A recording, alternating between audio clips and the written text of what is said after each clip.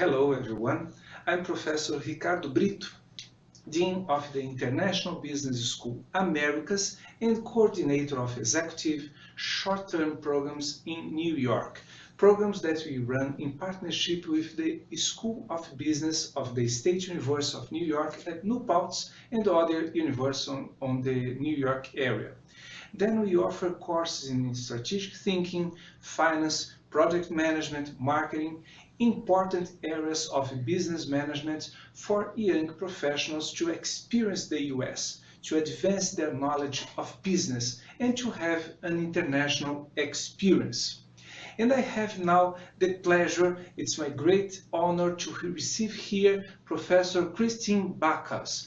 Thank you, Professor, for being with us today, Thank you. Professor. Thank you for having me. Professor Backhaus is the Dean of the School of Business of the State University of New York at Paltz. She has worked for the SUNY system in the last 29 years, holding several positions in academics over there.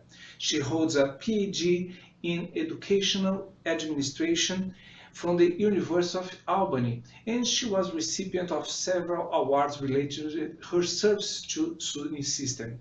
And she's here with us today for a chat about business management education, how to prepare young professionals to become global leaders. And besides our short-term program, SUNY also has several other courses in business, undergraduate and graduate programs. So Professor Backhaus is in a very important position regarding to business management education. And I start this talk going straight to the point. Professor, again, thank you for being with us. There are some authors that, following the ideas of Peter Drucker and other management experts, they say that today we are living a crisis in administration. Long-term planning being replaced by immediacy, number of weekly hours increasing, some disregard for the environment, among other factors. First of all, do you agree with this analysis? And if so, what should business school do in order to approach this kind of problem? And Professor? Thank you. Thank you. I agree. I think that there has been too much emphasis on short-term performance in organizations. And I think that in MBA programs and business management training programs, there's been an emphasis on making sure people understand how to make corporate performance look good after each quarter, rather than in a longer term view. So I think for business education, the demand on us now is to make sure that we're teaching people a long-term view, that we're teaching concepts of sustainability. And sustainability is not just about environmental sustainability, although that's important. It's sustainability of the business. It's being able to maintain your employees. It's being able to maintain your customers so that you can continue to thrive in your business.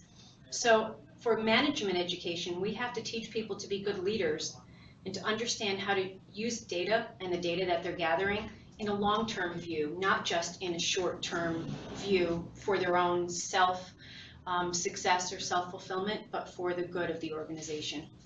In your opinion, Professor, it has something to do with the recent crisis that the world, the United States and other countries in the world had in 2008, 2009. It has something to do with the culture of management that we somehow share among our schools. What is the origin of this problem, these problems in your view?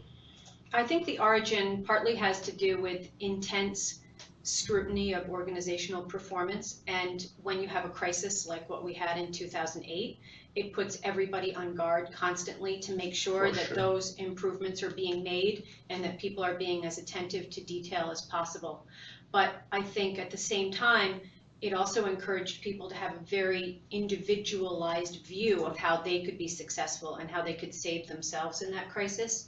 And now that we're coming out of it, I think that part of business education is making sure that people are looking at the whole context, their company, their people, their country, but the whole international economy, and that people are looking more outside of their own short-term view.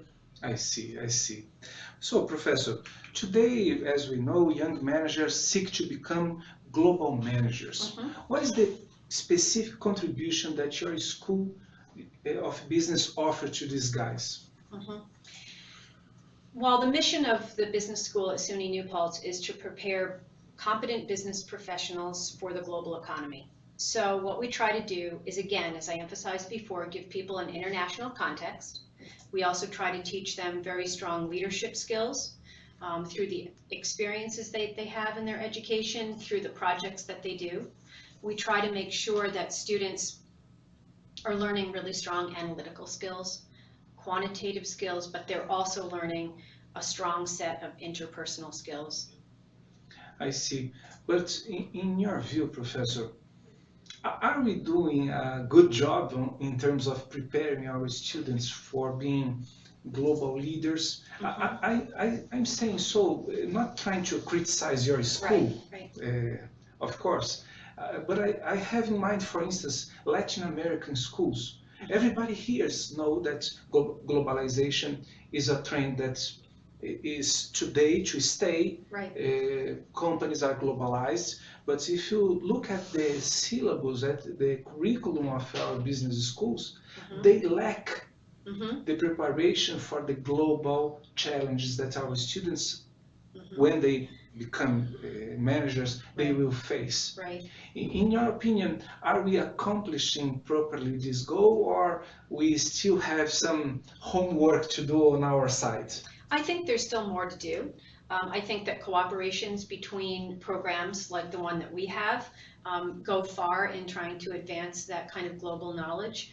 At SUNY New Paltz, we encourage students to do a study abroad, whether for a full semester or for a short term. We encourage our students to do study trips, and we like to bring in students from places around the globe so that there can be a better sense of what's happening. I think when you know people from other places, you start to change your worldview, and it's not just our country and that country, but it's all about the people that I know that are in these other places. So I think that we have a long way to go, but I think that we're on the right track. Well, thank you. Professor Dr. Backhaus, in your point of view, considering the best practices from leading American schools, what are the necessary qualifications for a young student to become a world-class manager? Right. I don't think you could be a world-class manager without being a world-class leader of people. So I think that means that you really have to have a strong understanding of what motivates people. I think that you have to understand how to speak to people, how to interact with them in a spoken situation, but in a written situation as well. So you have to be able to express your thoughts well. I think that a good world-class manager has to understand how to use data. I mentioned that before, how to make decisions using data, decisions that are well-reasoned, that take all different constructs into consideration. I think that students need to be able to have strong, in addition to strong writing and spoken skills, I think that they need to be able to do good problem solving between people. And I think all of those pieces come together, but it's not just about being good in finance or being good in marketing. It's being good in the whole picture. I see. This kind of cultural awareness, the difference between countries and their cultures, and on top of it, the difference of the managerial culture. I believe this is a challenge for not only the students, but also for our professors, because our professors, we professors, were formed somehow before this whole globalization process really take place. In your opinion, what should we do more? How can we go an extra mile in terms of preparing faculty members and students for this new era of business? I think a lot of it has to do with giving faculty opportunities to do exchanges.